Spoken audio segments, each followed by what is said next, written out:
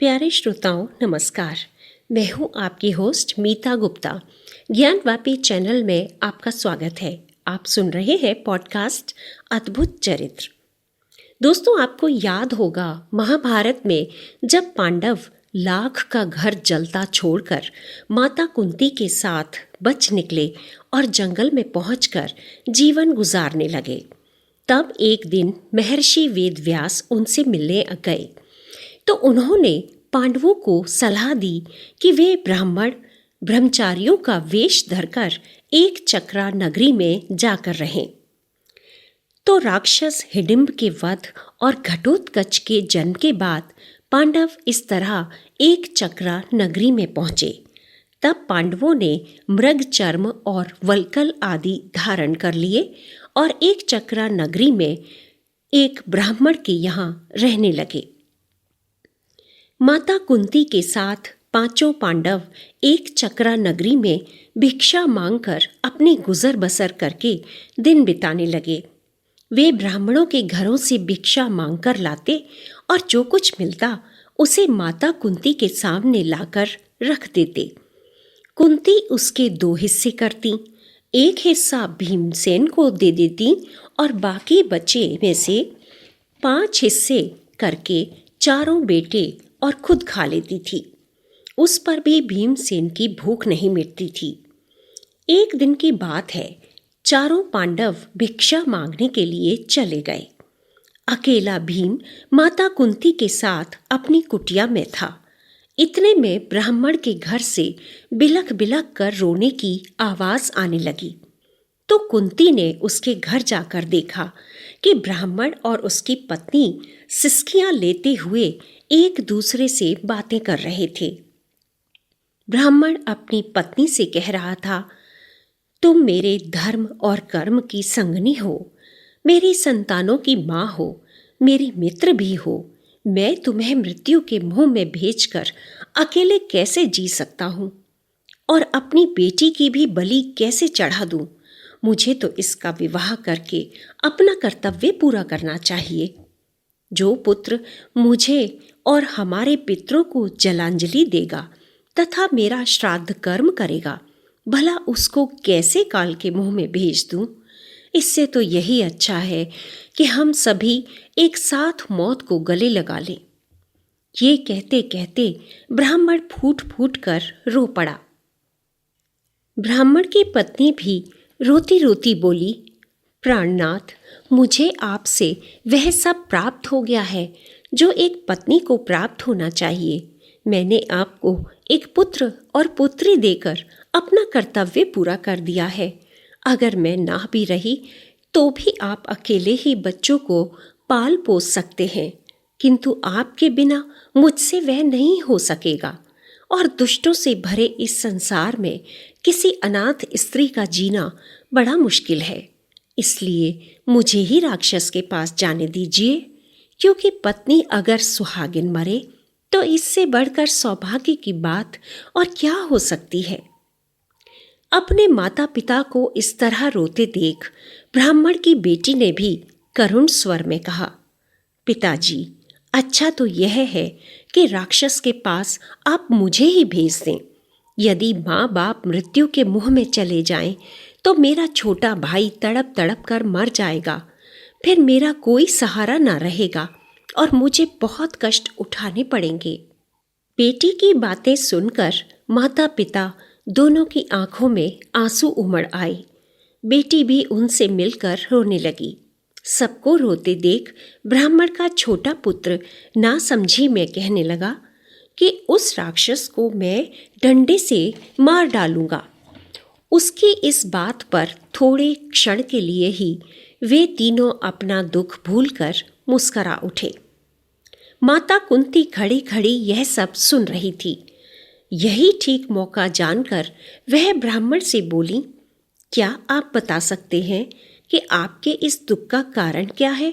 मुझसे जो बन पड़ेगा मैं आपको संकट से छुड़ाने का प्रयत्न करूंगी। ब्राह्मण ने कहा कि आप इस बारे में क्या कर सकेंगी, फिर भी सुनिए। इस नगरी के समीप एक गुफा है जिसमें बक नामक एक बड़ा अत्याचारी राक्षस रहता है।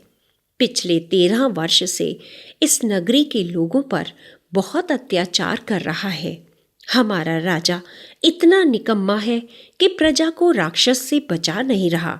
इसलिए बकासुर नगर के लोगों को जहां देखता वहीं मारकर खा जाता था। इस हत्याकांड से घबराकर नगर के लोगों ने मिलकर राक्षस से विनती की कि हम मांस, मदिरा, अन्न, दही आदि हांडियों में भरकर बैलगाड़ी में रखकर तुम्हारी गुफा में हर सप्ताह भेज दिया करेंगे। गाड़ी हाँकने वाला और दोनों बैल भी तुम्हारे खाने के लिए ही होंगे, लेकिन इनके अलावा किसी और को मत खाना। बकासुर ने लोगों की ये बात मान ली। तब से यह नियम बना हुआ है कि बारी बारी से एक एक आदमी हर सप्ताह खुद उसके पास चला जाएगा और इस सप्ताह उस राक्षस के खाने के लिए भोजन भेजने की हमारी बारी है। अब हमारे पास कोई चारा नहीं है, इसलिए हम चारों साथ में ही उस राक्षस के पास चले जाएंगे। ब्राह्मण की बात सुनकर माता कुंती ने भीम से सलाह की। फिर लौटकर ब्राह्मण से कहा, विप्रवर, मेरे 5 बेटे हैं। उनमें से एक आज राक्षस के पास भोजन लेकर चला जाएगा, आप चिंता ना करें। परंतु ब्राह्मण ने कहा, अपने घर में आश्रय लिए अतिथि को मैं कैसे मौत के मुंह में भेज सकता हूं? तब कुंती ने कहा कि मेरा एक बेटा ऐसा है कि वह उस राक्षस का भोजन बनने की बजाय उसका काम तमाम करके ही लौटेगा। इसके बाद नगर के लोगों ने एक बैलगाड़ी सारे सामान के साथ तैयार कर दी।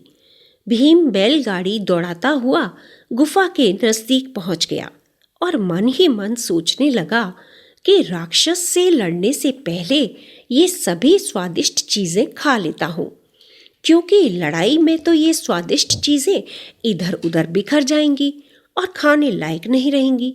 इसलिए पहले इन चीजों को खा लिया जाए। उधर गुफा में राक्षस भूख के मारे तड़प रहा था। जब बहुत देर हो गई तो वह गुफा से बाहर आया और देखा कि एक मोटा बलशाली आदमी उसका सारा भोजन खा रहा है। ये देख राक्षस की आंखें क्रोध से लाल हो गईं।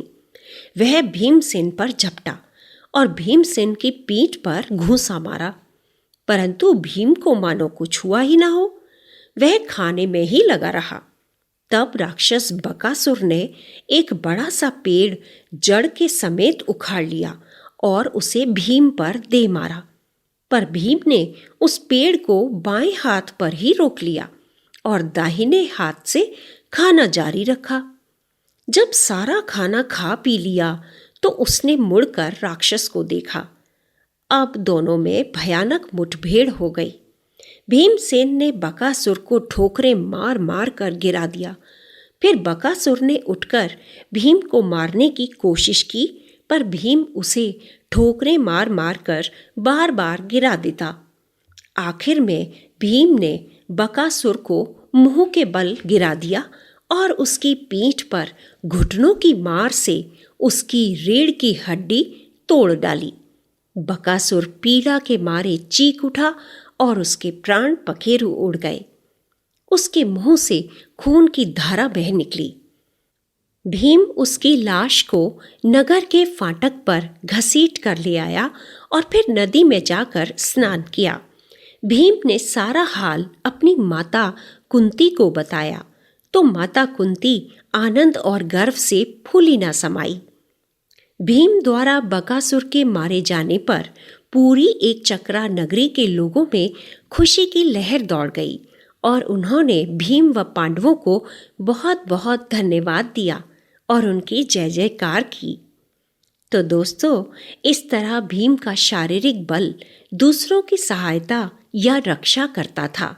अब भीम ने आगे किसको मौत के घाट उतारा, ये हम सुनेंगे अगले एपिसोड में। दोस्तों, अगर आपने इस पॉडकास्ट चैनल को अभी तक सब्सक्राइब नहीं किया है तो प्लीज़ इसे सब्सक्राइब, लाइक और शेयर कीजिए। मिलते हैं अगले एपिसोड में। तब तक के लिए नमस्कार और पॉडकास्ट सुनने के लिए धन्यवाद।